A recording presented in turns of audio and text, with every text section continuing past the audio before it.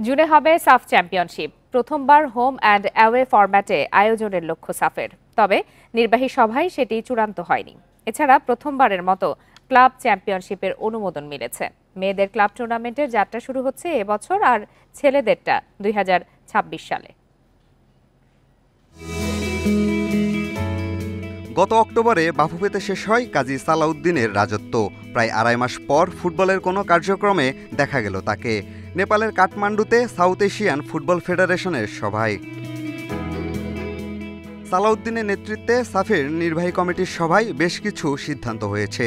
জুনের মাঝামাঝি sub championship, প্রথমবার হোম অ্যান্ড অ্যাওয়ে ফরম্যাটে টুর্নামেন্ট করার সম্মতি মিলেছে। 15 জুন থেকে 5 জুলাই পর্যন্ত, এটা আপাতত আমাদের টেন্টেটিভ ডেট ফাইনাল করা হয়েছে।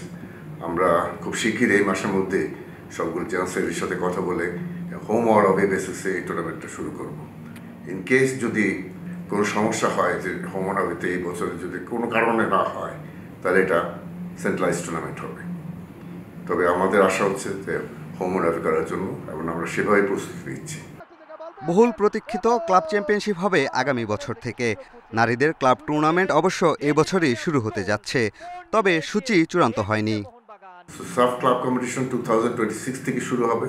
এটা every year it will be running. তো 2026, 27, 28, 29, 29, 30 এই প্রতি বছরই এই টুর্নামেন্টটা হবে। ক্লাব চ্যাম্পিয়নশিপ 8টি দল অংশগ্রহণ করবে। তো basis of the top teams, the top ranking teams, ranking associations will get 2 slot and other 7 will get 1. So 8 teams 2 গ্রুপে খেলা হবে। এটাও হোম অর অ্যাওয়ে বেসিস হবে গ্রুপ স্টেজে, তারপর ফাইনাল হবে হোম অ্যান্ড অ্যাওয়ে বেসিস। সভায় ছেলে ও মেয়েদের দুটি করে বয়সভিত্তিক টুর্নামেন্টের অনুমোদন মিলেছে। এছাড়া আগামী বছর অনূর্ধ্ব 23 নারী সাফ করার সিদ্ধান্ত নেওয়া হয়েছে।